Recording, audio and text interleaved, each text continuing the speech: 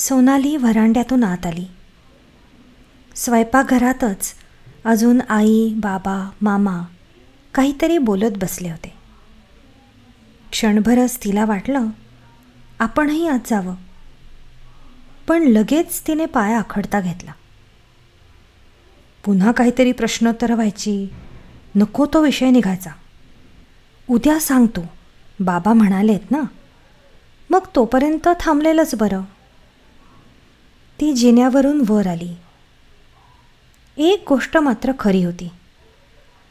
मुक्काम कोकणातल्या अगदी सागरकाठावर असला, त्यांचे तेच 3-4 जण असले तरी आसपास सर्व आधुनिक सुखसोयी होत्या. इथला मुक्काम कंटाळवाणा होणार नव्हता एवढं खास. रात्रीचे कपडे करता करता मधून मधून तिचं खिडकीबाहेर लक्ष जात होतं आणि अर्थात त्या दुसऱ्या घरावर नजर स्थिरावत होती. तिथे एक मोठी कौटुंबिक शोकांतिका घडली होती यात शंका नव्हती. त्या शोकांतिकेत वावरलेल्या सर्व व्यक्ती तिच्या बाबांच्या आणि आजोबांच्या घराण्यातल्या रक्ताच्या. तेव्हा त्या शोकांतिकेला वैयक्तिक दुःखाचाही पदर होताच, पण त्या वस्त्रात आणखी एक धागा विणला गेला होता. त्याने त्या वस्त्राला जराशी रहस्यमयतेची, जराशी भीतीची किनार आली होती. खिडकीपाशी उभी राहून त्या बंद घराकडे पाहता पाहता तिने मनाशी ठरवलं, सकाळी त्या घराला भेट द्यायचीच. दिवसातल्या लख्ख प्रकाशात, कडक उन्हात तरी नक्कीच हे लोक आपल्याला प्रतिबंध करणार नाहीत. रात्रीच्या झोपेत तिच्या स्वप्नात ते घर येणार होतं का? अशक्य खास नव्हतं. ती स्वतःला रॅशनल, मॅग्नेटिक समजत होती. गेली 2 वर्ष इंग्रजीतूनच व्यवहार झाल्याने त्याच भाषेत विचार करायची तिला सवयच लागली होती. पण कदाचित आत खोलवर, अव्यक्त पातळीवर मनाची ठेवण परंपराप्रिय, पापभीरू, श्रद्धाळू, अंधश्रद्धाळूही असण्याची शक्यता होती. आणि झोपेत जाणत्या मनाचा ताबा सुटला की आत खोलवर दडपल्या गेलेल्या कल्पनांना मोकळं रान मिळणार होतं. तेव्हा एखादं वेडंवाकडं स्वप्न पडलं तर त्यात नवल करण्यासारखं काही नव्हतं. पण तिची रात्रीची झोप अगदी शांत होती. कदाचित तिचं अव्यक्त मनही लॉजिकल असेल, किंवा स्वप्न पडूनही गेलं असेल पण तिच्या आठवणीत नसेल. स्वप्नांनी समस्या सुटतात या कल्पनेवर तिचा विश्वास नव्हता. पण हे तिला मान्य होतं की स्वप्नांनी माणसाची बाह्यसृष्टीतील प्रसंगात होणारी खरी प्रतिक्रिया समजते. तिला रात्रभर शांत झोप लागली होती एवढं मात्र खरं. खूप उशिरापर्यंत ती झोपलेलीच होती आणि कसल्याच वेळा पाळायच्या नव्हत्या, तेव्हा तिला कोणीही हाक मारून जागही आणली नाही. तिची तीच जागी झाली तेव्हा खोलीत लख्ख प्रकाश पडला होता. वेगळ्या जागी जागं झाल्याने काही सेकंद मनाचा गोंधळ झाला. मग आठवलं की ती वाडीवर होती. बराच वेळ ती नुसती पडून होती.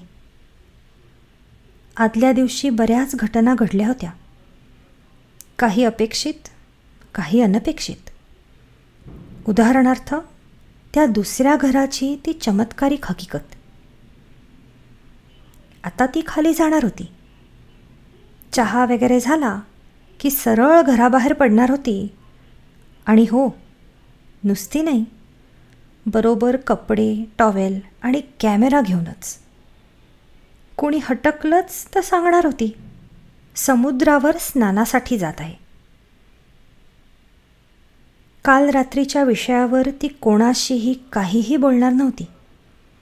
विशेषतः बाबांशी तर एक शब्दही नाही.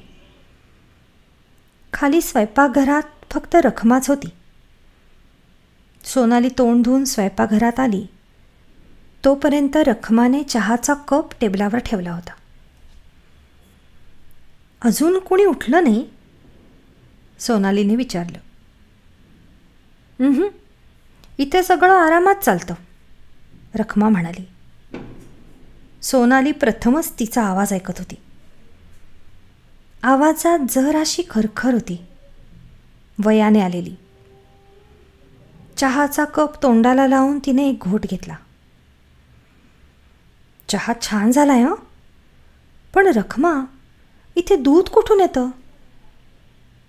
रखमाने फ्रीजकडे बोट दाखवलं. आठवड्याला श्रीवर्धनला एकतरी चक्कर होतेच, मग येताना 8-15 दिवसांचं सामान घेऊन येतात. पण तू एकटी असतेस तेव्हा? मग मी जाते की. हमरस्त्यापर्यंत पायी जावं लागतं, मग हव्या तेवढ्या बस धावत असतात. सोनालीला मनातून या रखमाला खूप प्रश्न विचारायचे होते. ज्या अधिकाराने ती घरात वागत होती त्यावरून ती इथे बरीच वर्ष कामास असली पाहिजे. आजी गेल्यानंतरही ती इथे एकटीच राहत होती. म्हणजे घरादाराच्या सगळ्या किल्ल्या तिच्यापाशीच असल्या पाहिजेत. तिला स्वतःचे कोणी नातेवाईक नव्हते का? ती काय जन्मभर अशीच एकट्या एकट्याने इथे राहत होती का? आणखीही कितीतरी. पण ते प्रश्न विचारायची वेळ अजून आली नव्हती. कारण सोनालीला रखमाशी कसं वागायचं याचा उलगडा होत नव्हता. तशी कामावर राहिलेली, पण वागायला मात्र घरातल्या एखाद्या वयस्क माणसासारखी. कारण सोनालीच्या मनात विचार आला होता, ही रखमा जर खरोखरच इतक्या वर्षांपासून दांडेकरांच्या वाडीवर कामास असली, कदाचित सोनालीच्या आजोबांच्या सुद्धा वेळेपासून असेल, तर तिला वाडीवर गेल्या 50-60 वर्षात काय काय घडलं याची खडानखडा माहिती असणार. पण तिचा विश्वास संपादन केल्याखेरीज ती सोनालीला काहीही सांगणार नाही. कप बशी पुढे सारून ठेवत सोनाली उठली. आई, बाबा, मामा यांच्यातल्या कोणी माझी चौकशी केली तर सांग की मी बाहेर चक्कर मारायला गेले, सोनाली म्हणाली. रखमा काहीच बोलली नाही. सोनाली वर खोलीत आली. अजूनही सगळे झोपलेलेच दिसत होते. एका पिशवीत तिने कपडे, टॉवेल, कॅमेरा घातला आणि पिशवी खांद्याला अडकवून ती खाली आली. बाहेरच्या खोलीत ती पायात सँडल चढवत असताना रखमा स्वयंपाकघरातून बाहेर आली. सोनालीला अमेरिकेतले अनेक बीच आठवले. पोहणाऱ्यांच्या माहितीसाठी बहुतेक सर्व ठिकाणी भरती ओहोटीची टाईम टेबलं लावलेली असायची. समुद्रात उतरणाऱ्याला ही माहिती असणं आवश्यक आहे. इथे कुठली टाईम टेबलं असायला? पण रखमा होती की. रखमा, समुद्रात जायला हरकत नाही ना? तू चांगली पोहतेस का? हो. घड्याळाकडे पाहत रखमा म्हणाली, ओहोटी आता जवळजवळ संपली असेल. काही हरकत नाही गेलीस तरी. पाण्याला एकदम उतार, आतले प्रवाह वगैरे? नाही, तसा धोका नाही. जा. सल्ला विचारल्याचा काहीही आनंद झालेला रखमाच्या चेहऱ्यावर दिसला नाही. पण प्रायोगिक मानसशास्त्रातले सोनालीचे प्रयत्न चालूच राहणार होते. 8 वाजण्याची वेळ होती. सूर्य फारसा वर आलेला नव्हता, पण आकाश अगदी स्वच्छ असल्याने ऊनही स्वच्छ होतं. काही वेळानंतर उन्हाचा चटका बसायला लागणार होता. पण आत्ताची वेळ समुद्र स्नानासाठी अगदी योग्य होती. घरापासून फरलांगभरावर किनारा होता. किनारा दोन्ही बाजूंना लांबवर पसरत गेलेला होता. वाडी उंचावर होती. तेव्हा भरती आली की दोन्ही बाजूंनी पाणी आत शिरणार हे दिसतच होतं. भरती गेल्यावरही भरतीच्या खुणा दिसत होत्या. त्या रेषेच्या अलीकडे सोनालीने आपली बॅग ठेवली. अगदी गजबजलेला किनारा असता तरी बिकिनीत पाण्यात शिरायला तिला संकोच वाटला नसता, कारण तिची मानसिकताच तशी झाली होती. पण हा तर सर्वार्थाने एकाकी किनारा होता. किनारा अगदी उथळ होता. ती 100 पावलं आत गेली तरी पाणी जेमतेम गुडघ्यांच्या वर पोचत होतं. पण त्याचा स्पर्श किती आल्हाददायक होता. आत्मभान संपूर्णपणे विसरून ती त्या आनंदानुभवात तल्लीन होऊन गेली. कितीतरी वेळाने ती भानावर आली. एव्हाना उन्हाला जोर आला होता. शरीर टॉवेलने न पुसता ती तशीच गरम रेतीत पडून राहिली. शरीरात अशी काही शिथिलता आली होती की तिला वाटलं आता आपल्याला झोपच येणार आहे. ते मात्र अयोग्य ठरलं असतं. ती उठली. स्वतःशी गुणगुणत तिने कपडे बदलले. ओले कपडे प्लॅस्टिकच्या पिशवीत घालून बॅगेमध्ये भरले. कपडे बाहेर काढताना कॅमेरा आपोआपच बाहेर आला होता. ती परत निघाली तेव्हा कॅमेरा तिच्या खांद्याला लटकत होता. परतीच्या वाटेवर ते दुसरं घर होतं. पण ती ते आता विरुद्ध बाजूने पाहत होती आणि वेगळं वाटत होतं. घराचा दर्शनी भाग समुद्राकडे तोंड करून होता. आता यामागे सौंदर्याची दृष्टी होती का भावाशी झालेल्या तंट्यामुळे भावाच्या घराकडे मुद्दाम पाठ केली होती. घरापासून 25-30 पावलांवर उभी राहून ती घराचं निरीक्षण करत होती. घराच्या दर्शनी भागात काहीतरी वेगळं वाटत होतं. मग तिच्या लक्षात आलं, पुढचा सर्व दर्शनी व्हरांडा पांढऱ्या रेतीने भरला होता. दारा खिडक्यांपाशी पांढऱ्या रेतीचे ढीग लागले होते. हे इतकं अनपेक्षित होतं की काही क्षण ती होती तिथेच थबकून उभी राहिली आणि मग सावकाश सावकाश त्या घराच्या दिशेने निघाली. किनाऱ्यावरची रेती वाऱ्याने उडत उडत घराच्या अडथळ्यापाशी थांबलेली असणार. दृश्य जरी विलक्षण असलं तरी त्याला असलं काहीतरी नैसर्गिक स्पष्टीकरण असणारच. पण ही रेतीची प्रगती अशीच चालू राहिली तर मग शेवटी ते सर्व घरच रेतीखाली झाकलं जाणार की काय? मग तिला आठवलं, आपल्यापाशी कॅमेरा आहे की. पण तिने कॅमेरा काढला तेव्हा तिच्या ध्यानात आलं, आपण घराच्या पश्चिमेस आहोत आणि सूर्याचं ऊन पूर्वेकडून बरोबर लेन्सवरच येत आहे. हा देखावा टिपायचा म्हणजे घराच्या सावलीतच जायला हवं, म्हणजे अगदी 10 फुटांवर. तिला ती कल्पना फारशी आवडली नाही. या बंद घराभोवती एक रहस्यमय वलय होतं. दिवसाच्या लख्ख प्रकाशातही त्या बंद घराचा एक निर्भास जाणवत होता. 5-7 पावलं पुढे जाताच ती घराच्या सावलीत आली. एकदम किती गार वाटायला लागलं. 2 पावलं मागे उन्हाचा चटका बसत होता आणि इथे किती गारे गार. इतकं गार की जास्त वेळ थांबणंही कठीण झालं असतं. तिने कॅमेराची फ्लॅप उघडली. कॅमेरा डोळ्यांना लावला. व्ह्यू फाइंडरमध्ये सर्व घर अर्थातच येत नव्हतं. फक्त समोरचं दार आणि त्याच्या शेजारची खिडकी. तेवढ्या भागाचाच तिने एक स्नॅप घेतला. पण तिचं समाधान होत नव्हतं. क्षणभरापूर्वी मनाची जी घबराट झाली होती त्याबद्दल तिला स्वतःचाच राग येत होता. आधुनिक युगातली शिकली सवरलेली ती कशाला आणि का भीत होती? क्षणापूर्वी जाणवलेला गारवा आता जाणवत नव्हता. भराभर पुढे जाऊन ती त्या रेतीच्या उतारावरून वर चढून गेली. रेतीत पाय रुतत होता. वर ओढून काढायला जोर लावावा लागत होता. ती व्हरांड्यात आली. समोरच्याच खिडकीतून तिने आत नजर टाकली. काच इतकी धुरकटलेली होती की आतलं काहीच दिसत नव्हतं. बॅगमधल्या ओल्या टॉवेलने तिने काचेचा बाहेरचा भाग साफ केला. काच आतून अगदी स्वच्छ होती, पण काचेत मागचाच उन्हात चमचम करणाऱ्या फेसाळणाऱ्या लाटांचा देखावा दिसत होता. तिने चेहरा अगदी काचेजवळ नेला तेव्हा तिला आतला भाग दिसला. ते स्वयंपाकघर होतं, पण अगदी जुन्या जमान्यातलं, ओटा होता, पण त्याच्यावर गॅस नव्हता. रॉकेलचे 2 स्टोव्ह होते. शेजारी सिमेंटची कोळसा वापरायची शेगडी होती, पण ते जन्मात न पाहिलेल्या सोनालीला त्या वस्तूचं नाव किंवा उपयोग यातलं काहीच समजलं नाही. भिंतीच्या खिळ्याला एक कंदील टांगलेला होता.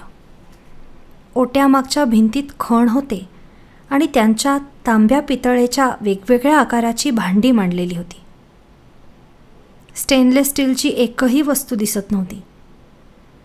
त्या खोलीत लक्ष वेधून घेण्यासारखं काहीही नव्हतं. व्हरांड्यातल्या रेतीतून चालत ती दाराच्या दुसऱ्या बाजूच्या खिडकीपाशी गेली आणि त्या खिडकीचीही काच टॉवेलने साफ करून तिने आत एक नजर टाकली. खोलीतल्या सामानावरून तिचा काय उपयोग केला जात असावा याचा काहीही अंदाज करता येत नव्हता. 2 खुर्च्या होत्या, जुन्या प्रकारच्या. रुंद बैठक, उंच पाठ, कोरीव कामाचे हात, बैठक आणि पाठ वेतात विणलेली. भिंतीवर कसले कसले फोटो होते, पण इतक्या दूरवरून तिला ते नीट दिसतही नव्हते. याही खोलीत नजर वेधून घेण्यासारखं काही नव्हतं. पलीकडे आणखी एक शेवटची खोली होती. या आणि बाबांच्या घराची रचना एकसारखी असली तरी वापरात फरक असल्याने घरांना वेगवेगळी स्वरूपं आली होती. पण त्याहीपेक्षा महत्त्वाचं, गेली कितीतरी वर्ष, 40-50 तर सहज, हे घर वापरात नव्हतं. 2 पिढ्यांच्या पूर्वीचा हा संसार होता. ती शेवटच्या खोलीपाशी आली होती. काच साफ करताच तिला दिसलं की पलीकडच्या बाजूने एखाद्या खिडकीतून सकाळचं ऊन आत येत असलं पाहिजे. आत लख्ख प्रकाश होता. खोलीची सजावटही वेगळी आणि उंची वाटत होती. एका बाजूस पलंग होता. पलंगावर फुलांच्या प्रिंटची चादर होती. समोरच्या भिंतीपाशी एक उंच लाकडी कपाट होतं. कपाटाच्या एका दारावर पूर्ण उंचीचा आरसा होता. त्याच्या शेजारी भिंतीवर एक खुंटाळं होतं. खुंट्यांना कोट, शर्ट, पॅन्ट टांगलेले होते. एका फार जुन्या जमान्याच्या या खुणा मागे राहिल्या होत्या. सोनालीने कॅमेरा वर आणला, डोळ्यांना लावला. एका मागोमाग एक असे 2 फोटो घेतले. आताच्या पुरतं तिचं समाधान झालं होतं. आता घराच्या पलीकडच्या बाजूने, प्रत्यक्षात मागच्या बाजूने आत एक नजर टाकली की झालं. व्हरांड्यातून ती खाली उतरली. घराला वळसा घालून मागच्या बाजूला आली. व्हरांडा त्याही बाजूला होताच. त्या बाजूच्या खिडक्या इतक्या धुरकटलेल्या नव्हत्या. शिवाय समोरची बाजू तुलनेने अंधारात असल्याने आतला भाग जास्त स्पष्ट दिसत होता. ती खिडकीपाशी उभी राहताच आत खिडकीचा उन्हाचा चौकोन पडला होता. त्या चौकोनात तिची सावली आली. तिच्या मनात एक जरासा चमत्कारिक विचार आला. तिने नाही तरी तिच्या सावलीने त्या बंद घरात प्रवेश केला होता. हे एक प्रकारचं अतिक्रमणच नाही का? काही क्षण ती अंतर्मुख झाली होती. बाह्यसृष्टीवरचं लक्ष आत वळलं होतं. समोरची घडत असलेली गोष्ट लक्षात यायला 1-2 सेकंद जावे लागले आणि मग ती जागच्या जागी अक्षरशः गोठून उभी राहिली. त्या प्रकाशित खोलीतून समोरच्या खोलीत किंवा मधल्या हॉलमध्ये उघडणारं दार सावकाश सावकाश लावलं जात होतं. दाराची दोन्ही पालं एकमेकांना येऊन भिडली. हालचाल थांबली. एवढासाही आवाज झाला नव्हता, पण एखादा प्रचंड स्फोट झाल्यासारखी कानात घणघण होत होती. शरीराच्या स्नायूंवरचा ताबाच गेला होता. शरीर गोठल्यासारखं झालं होतं. हालचालच अशक्य वाटत होती. बराच वेळ आत रोखून धरलेला श्वास स्फोटासारखा बाहेर पडला. सोनाली गर्रकन वळली, व्हरांड्यातून उडी मारून खाली उतरली आणि घराच्या दिशेने धावत सुटली. 20-25 पावलं धावल्यानंतर भान जरासं परत आलं. तिची चाल मंदावली. ती सावकाश सावकाश घराकडे आली. घरापर्यंत आली तेव्हा सोनाली खूपच सावरली होती. स्वयंपाकघरातून बोलण्याचे आवाज येत होते. ती तशीच स्वयंपाकघरात गेली. कोणी काही विचारण्याआधीच हात वर करत सोनाली म्हणाली, समुद्रावर स्नानासाठी गेले होते. रखमाला सांगून गेले होते. जास्त पुढे गेले नाही. या व्यतिरिक्त कुणाला काही विचारायचं असेल तर विचारा. अमेरिकेहून आल्यापासून तू बदलली आहेस खरी, बाबा म्हणाले. ही कॉम्प्लिमेंट आहे का टोमणं आहे, सोनालीने विचारलं. काहीही समज. त्यावर सोनाली काही बोलण्याच्या आतच बाहेरच्या खोलीतून मिठू मिठू, काय हवं काय हवं असे कर्कश आवाजात शब्द आले. इतके अनपेक्षित की सोनाली दचकलीच. तुझ्या आजीचा पोपट आहे, रघुमामा म्हणाला. पण काल संध्याकाळपासून तर त्याचा शब्दही कसा येईल? अंधार झाला की पिंजऱ्यावर कपडा टाकतात की तो गप्प, रघुमामा म्हणाला. आता एवढ्यात रखमाने कपडा काढलेला दिसतो. सोने, नाश्ता घ्यायला ये, आईने हाक मारली. सोनालीला खूपच भूक लागली होती. सकाळच्या कपभर चहाखेरीज पोटात काहीही गेलं नव्हतं. त्या भुकेपुढे ती मगाचा जरासा भयकारक, चकित करणारा अनुभवही विसरू शकली. पोटात 2 घास गेल्यावर तिला थोडासा विचार करायला सवड मिळाली. बाबा, ती म्हणाली, समुद्राच्या वाटेवरचं ते दुसरं घर आहे? हो. सकाळी मी जाताना बरोबर कॅमेरा नेला होता. येता येता त्या घराचे 2-3 फोटोही काढलेत. खोलीत एकदम शांतता. रखमानेही हातातलं काम थांबवलं. तसं काही विशेष नाही, सोनाली म्हणाली. एक समुद्राच्या बाजूने आणि 1-2 इकडच्या बाजूने. आणि बाबा, काही असं रागाने पाहू नका माझ्याकडे. तुम्हीच काल म्हणाला होतात ना की उद्या मी तुला त्या घरासंबंधात सांगेन. फोटो काढले म्हणजे काही वावगं केलं का? काही नियम मोडला का? स्वतःशीच मान हलवत गोविंदराव म्हणाले, सोने, या घटना घडल्या तेव्हा मी अगदी लहान होतो. 4-5 वर्षांचं वय असेल तेव्हा माझं. काही समजण्याचं वय होतं का ते? आणि इतक्या वर्षांनंतर सर्व आठवणी खऱ्याच असतील याचीही खात्री देता येत नाही. पुन्हा माझे वडील कर्मठ, जुन्या वळणाचे. ज्याने त्याने आपल्या वयाप्रमाणे वागायला हवं यावर त्यांचा कटाक्ष. तेव्हा आम्हा मुलांना एक शब्दही बोलायची परवानगी नसायची. आणि आईही त्यांच्याच पठडीतली. एखादा अधिक उणा शब्द तोंडून गेला की बसलाच पाठीत धपाटा. गोविंदराव रखमाकडे वळले. रखमा नसती तर मला काहीही समजलं नसतं. या रखमाला घरातलं सर्व काही माहीत असायचं आणि मी तिच्या मागे लागून लागून विचारत असे. खरं तर शेजारच्या घरातच हे गोंधळ चाललेले. बरं, ते काही कोणी परके लोक नाहीत, सख्खे नातेवाईक. पण जाणं येणं अजिबात बंद. एकदा तर वाडीवर सावकार आणि पोलीस आणि बेलीफ यांची पार्टी झाली. वडील इतके विलक्षण संतापलेले मी कधीच पाहिले नव्हते. अर्थात सावकार वडिलांच्या ओळखीचेच. शेवटी वडिलांनी सर्व पार्टीला घरात बोलावून घेतलं. पार्टीला बाहेर बसवलं आणि सावकाराला आत नेलं. आता वडिलांचा शब्द म्हणजे प्रॉमिसरी नोटच. सगळी पार्टी परत गेली आणि वडील शेजारच्या घरात गेले. रखमा म्हणते ते त्यावेळी प्रथमच गेले आणि पुन्हा त्यांनी त्या घरात पाऊल टाकलं नाही. अगदी भावाच्या आत्महत्येचा प्रकार झाल्यावरही नाही. त्यांच्या दोघांच्यात काय बोलणी झाली हे गुपितच आहे, कारण तिथे तिसरं कोणीही हजर नव्हतं. वडिलांनी काकांना बरोबर घेतलं. ते बहुतेक सरळ श्रीवर्धनमधल्या वकिलांकडे गेले असावेत. संध्याकाळीच परत आले. सारे हिशेब करून वडिलांनी भावाला त्याच्या अर्ध्या हिश्श्याची किंमत चुकती केली होती. अगदी त्या दुसऱ्या घरासकट सर्व काही विकत घेतलं होतं.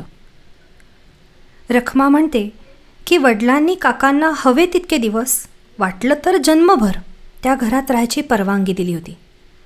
एवढंच नाही, जेवण्या खाण्यासाठी आमच्या घरी केव्हाही येण्याची सवलत दिली होती. कदाचित दरमहा वरखर्चाचीही काही सोय असेल. पण काका आमच्याकडे जेवायला आल्याचं मला तरी आठवत नाही. खरं तर काकासुद्धा मला नीटसे आठवत नाहीत. आमच्या घरात त्यांचे फोटो असतीलही, पण पुढे मी जेव्हा फोटोंचे अल्बम बघितले तेव्हा त्यांचे फोटो अल्बममधून काढून टाकले होते. आईला त्याबद्दल विचारलंसुद्धा. कशाला हवी ती नतद्रष्टांची चित्र? बरं झालं तुझ्या वडिलांनी ती बंबात घालून जाळून टाकली ते. हे आईचे शब्द. त्यावर बोलणंच खुंटलं नाही का? बाबा, सोनालीने विचारलं, तुम्ही स्वतः त्या घरात कधीही गेला नाहीत? नाही. बाबांचं उत्तर झटक्यात आलं. एकदाही नाही, साधं कुतूहल म्हणूनही नाही. बाबांनी एकदा रखमाकडे आणि एकदा रघुमामाकडे पाहिलं. नाही, कुतूहल वाटण्यासारखी ती जागाच नाही, ते म्हणाले. सपशेल खोटं, सोनाली मनाशी म्हणाली. बंद आणि ओसाड घरासारखं इतर कशानेही कुतूहल जागवत नाही. तिकडे न जाण्यामागे वेगळंच कारण असणार. आणि ते कोणतं त्याचीही तिला थोडीशी कल्पना होती, पण तो विषय काढायची ही वेळ खासच नव्हती. स्वयंपाकघरातून ती वर तिच्या खोलीत गेली. समुद्रातल्या स्नानानंतर सुरुवातीस छान वाटलं होतं, पण आता उकाडा वाढायला लागताच पुन्हा एकदा थंड पाण्याचं स्नान हवंसं वाटायला लागलं होतं. ती खोलीत आली आणि आल्या आल्या तिचं लक्ष उघड्या खिडकीतून बाहेर गेलं. समोरच ते दुसरं घर होतं. इतका वेळ मनाच्या तळाशी ठेवलेली आठवण उफाळून वर आली. ती त्या खोलीत पाहत असताना समोरचं दार अलगद बंद झालं होतं.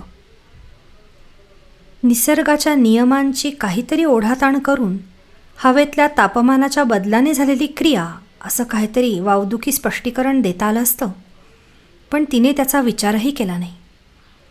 फरक पडला असला तर तो एवढाच. खोलीतल्या उन्हाच्या चौकोनात तिची सावली पडली होती. एक निर्द्रव्य छाया. अतिक्रमण म्हटलं तर अगदी संकेतरूपीच, नाममात्र. पण त्या दार लागण्याच्या छोट्याशा क्रियेमागे निष्कर्षांची आणि कारणांची एक लांबच लांब साखळी पसरत गेली होती.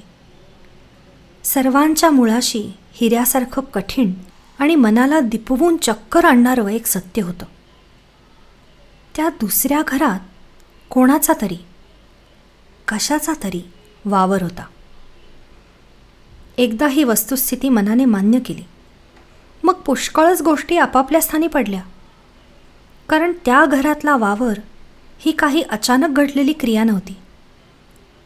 त्या क्रियेमागे गृहभंग, दारिद्र्य, व्यसनाधीनता आणि आत्महत्या अशा चढत्या श्रेणींच्या शोकमय घटनांची मालिका होती. या सर्व गोष्टी ज्या एका भयप्रद शक्यतेकडे दर्शवत होत्या, त्या शक्यतेचा मनोमन विचारही अंगावर काटा आणणारा होता. ते घर पछाडलेलं होतं. क्षणभर मन अगदी बधीर झालं. एक्स फाईल्स, ट्वायलाइट झोन, सर्व काही तिच्या आयुष्याला प्रत्यक्षच येऊन स्पर्शत होतं. वर्षानुवर्ष इथे राहणारी रखमा, लहानपणापासून इथे येणारा रघुमामा आणि अर्थात तिचे आई वडील, त्यांना या प्रकाराची काही ना काही कल्पना असलीच पाहिजे. पण घराण्यातल्या काही काही गोष्टी अशा असतात की त्यांच्यावर चारचौघात चर्चा केली जात नाही. पण मी आता रात्रीची टॉर्च घेऊन त्या घराकडे जाते असं तिने नुसतं म्हणताच झालेली रघुमामाची शीघ्र प्रतिक्रिया अगदी बोलकी होती. इतर काही नसलं तरी एक गोष्ट मात्र स्पष्ट झाली होती. तिचा वाडीवरचा मुक्काम कंटाळवाणा तर खास होणार नव्हता. स्नान करून कपडे बदलून ताजी तवानी होऊन तासाभराने सोनाली खाली आली. स्वयंपाकघरात आई आणि रखमाच फक्त होत्या. तिला पाहताच आई म्हणाली, तुझे बाबा आणि रघु पोफळीच्या बागेत गेलेत. तू आलीस की तुलाही तिकडे यायला त्यांनी सांगितलंय. सोनाली बाहेर आली. मांडवाच्या समोरच पोफळीची बाग सुरू होत होती. चौरस वाफे करून त्यात पोफळी लावल्या होत्या. विहिरीपासून प्लॅस्टिकचे करड्या रंगाचे पाईप निघत होते आणि लहान होत होत त्यातला एक पाईप प्रत्येक पोफळीपाशी पोचत होता. कोठेही तण गवत नव्हतं. ती तशी मध्यावर आली तेव्हा तिला देखाव्यातला सुंदर वेगळेपणा जाणवला. चारी बाजूंना पोफळीचे हिरवे स्तंभ सरळ वर गेले होते. वर हिरव्या पानांचा मांडव तयार झाला होता. पानांतून झिरपून उन्हाचा थंड हिरवा प्रकाश होत होता आणि सर्व आसमंत पोफळीच्या मोहराच्या सुगंधाने भरून गेला होता. इतकं मोकळं, इतकं आनंदी तिला आजवर कधी वाटलं नव्हतं. वाटत होतं इथेच एक सतरंजी टाकावी आणि या उंच हिरव्या मंडपाखाली शरीर विसावू द्यावं. 5-25 पावलं पुढे जाते न जाते तोच तिला बोलण्याचा आवाज कानांवर आला. बाबा आणि रघुमामा. मग तिला ते दोघं दिसले आणि जी गोष्ट तिच्या मनात आली होती तीच त्यांनी केली होती. खालच्या जमिनीवर एक जाड दोरवा पसरला होता आणि दोघं आरामात बसले होते. तिला पाहताच रघुमामा म्हणाला, ये ये सोने ये. चारी बाजूंना एकदा नजर टाकून मग ती दोरव्यावर बसली. बाबा, एक विचारू का? विचार की. या वाडीची देखभाल साफसफाई म्हणजे काही साधं काम नाही. बरोबर आहे, साधं काम नाहीच ते. मग एकट्या रखमाला कसं काय जमतं? ओ, त्या अर्थी होय. सोने, पूर्वी काम खरोखर कठीण होतं. रघु, तुला आठवतं का आपण शिंपण्या द्यायचो ते? हो, आठवतं ना. सोने, पण हे पाईपचं इरिगेशन वगैरे मी करून घेतलं. त्याआधी विहिरीवर मोठ होती. पाणी पाटातून वाहत यायचं आणि शिंपण्याचं काम म्हणजे पाणी मध्ये मध्ये अडवायचं मातीचे बांध घालून आणि मग पाणी वळलं की एकेका झाडाला पाणी द्यायचं. दिवसाआड हे करायला लागायचं. गड्यांबरोबर आमचे नाना आम्हाला कामाला लावायचे. पाठ अशी धरायची की सांगता सोय नाही आणि वर बोलायची चोरी. आणि आता काय, सकाळी आणि संध्याकाळी ठराविक वेळी विहिरीवरचा पंप सुरू केला की प्रत्येक झाडापर्यंत पाणी पोचतं. उन्हाळ्यात जरा जास्त वेळ. तेवढा अंदाज रखमाला आहे. आणि गवत तण वगैरे काढून टाकायची. काय आहे, सुरुवातीपासूनच वाडी नानांनी इतकी स्वच्छ ठेवली आहे की तसा फारसा त्रास होत नाही. घरासमोर मांडव आहे ना, पोफळं काढली की त्या मांडवावर टाकून चांगली वाळवत असत आणि मग सोलून त्यातून रोठे काढायचे. पूर्वी त्यासाठी गडी असत. आता श्रीवर्धनला एक बागवान आहे. तो सगळी झाडच विकत घेतो. माणसं आणतो, पोफळं उतरवून घेतो आणि त्याच्या गुदामात घेऊन जातो. तेव्हा आता इथे तसं कठीण काम राहिलेलं नाही. आणि आजी इथे एकट्याने राहायची, सगळं करायची. सोने, तिचा सारा जन्म या वाडीवर गेलेला. तिला दुसरीकडे चैन तरी पडेल का? आणि प्रकृतीने अगदी ठणठणीत होती. शिवाय महिन्याकाठी माझी एकतरी चक्कर असायचीच.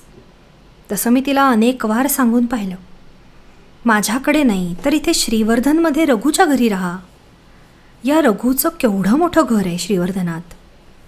पण ती काही ऐकायला तयार नव्हती. किती हटवादी माहिती आहे का? रघुमामा म्हणाला. आनंदाचा जन्म आमच्या घरीच झाला. आजी सोनेला हॉस्पिटलात भेटून गेली. बारशालाही हजर राहिली. पण सकाळी यायची की दुपारच्या गाडीने परत.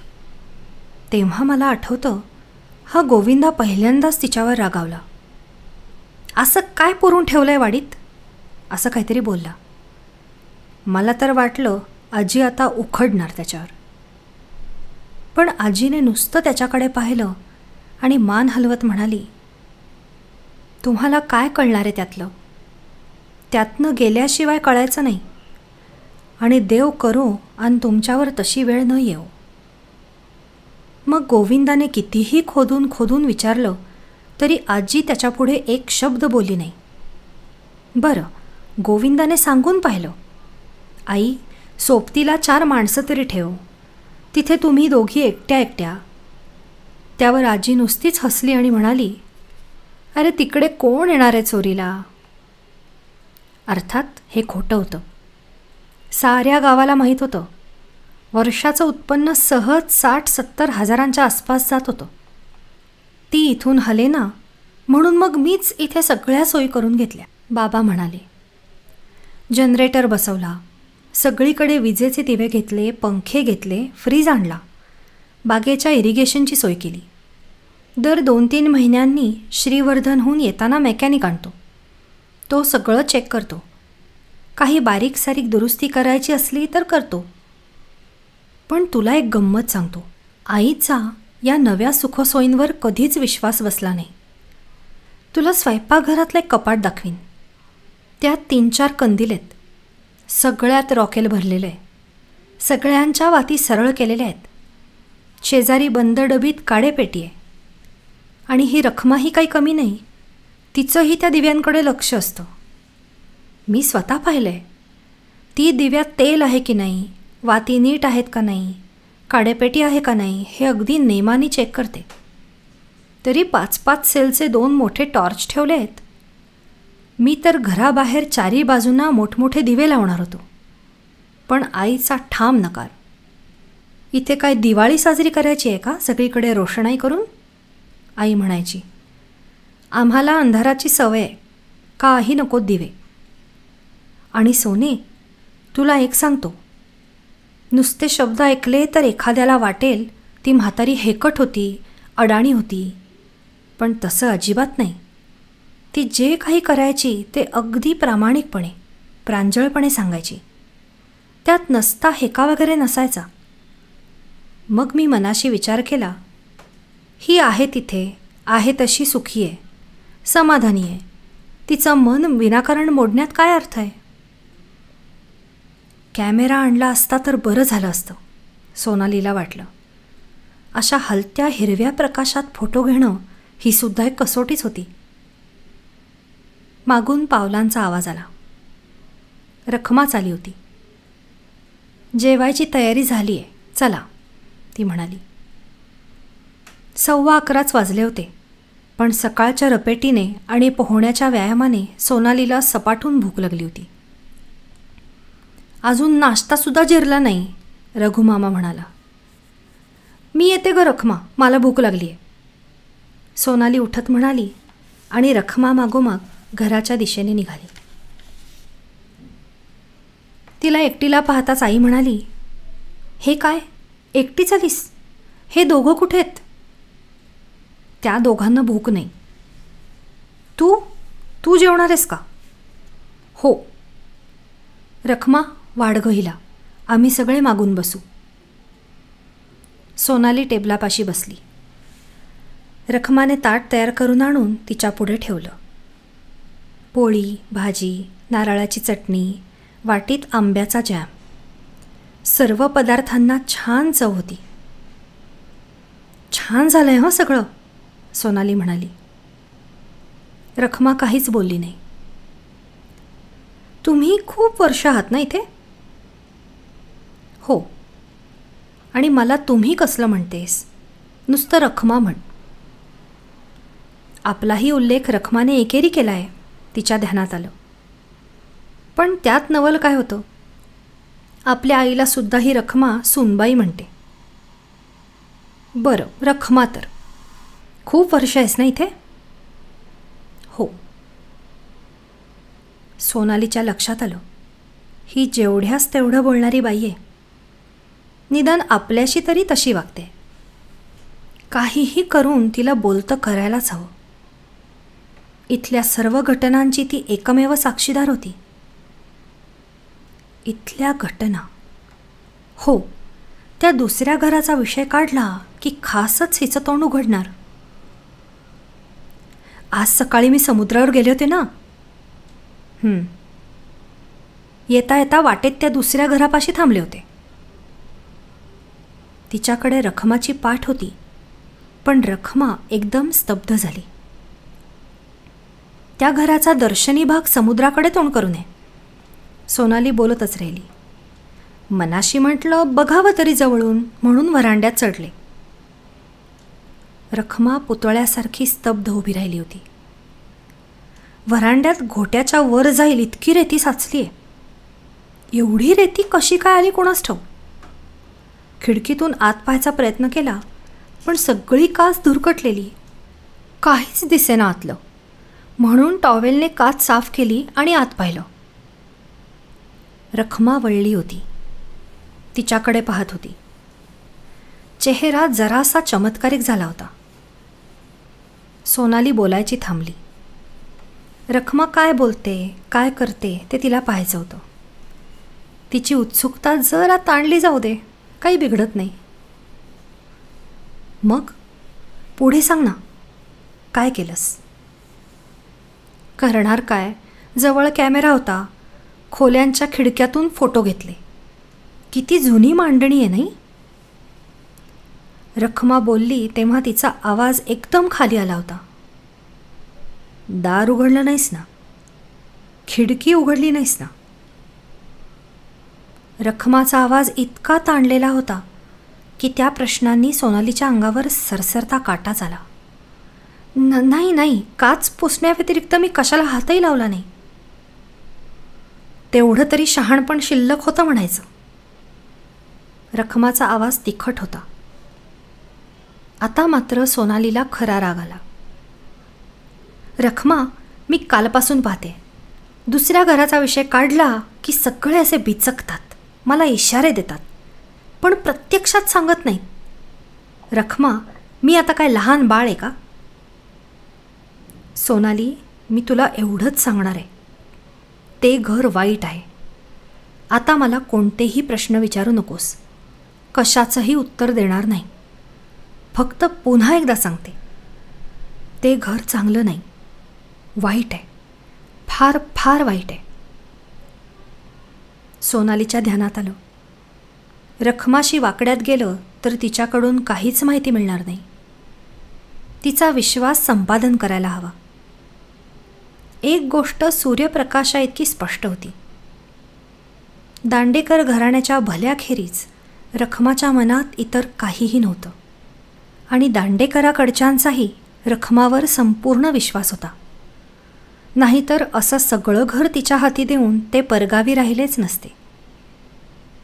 ठीक आहे रखमा, सोनाली जराशी हसत म्हणाली. आता मला निदान एवढं तरी सांग, शेवटी आजी अगदी थकली होती ना? अजिबात नाही. कोणी सांगितलं तुला? नाही, कोणी सांगितलं नाही, पण बाबा आता 58 वर्षांचे झाले, तेव्हा आजी 70च्या पुढे नक्कीच असणार. किती होती वयाने? 75? 80? 75च्या आगेमागे असतील.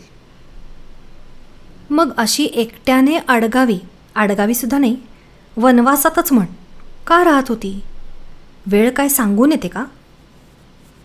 त्यांच्या त्या मुखत्यार होत्या की नाही? रखमाने उलट प्रश्न केला खरा, पण तिचा आवाजच सांगत होता की ही केवळ भलावण आहे, खरं उत्तर नाही. सोनालीच्या लक्षात एक गोष्ट आली नाही. कदाचित खरं उत्तर सांगण्यासारखं नसेल. मला एक सांग, शेवटी बरेच दिवस आजारी होत्या का? अजिबात नाही, अगदी शेवटच्या घटकेपर्यंत चांगल्या ठणठणीत होत्या. मग शेवट आला तरी कशाने? Heart attack? मला तुमचं शास्त्र समजत नाही सोनाली. एकाएकी गेल्या एवढं खरं, आणि त्यानंतरही तू इथे एकटीच राहतेस? हो, एकटीच्या एकटी, सर्व वाडीवर एकटीच्या एकटीच? हो. पण भीती नाही वाटत?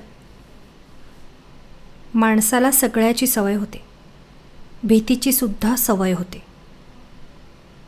त्या वाक्याने सोनाली चपापली. रखमाने 4 शब्दातच खूप काही सूचित केलं होतं.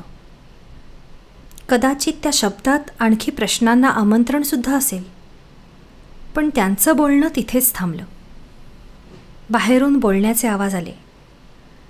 लगोलग बाबा, रघुमामा आणि आई स्वयंपाकघरात आले.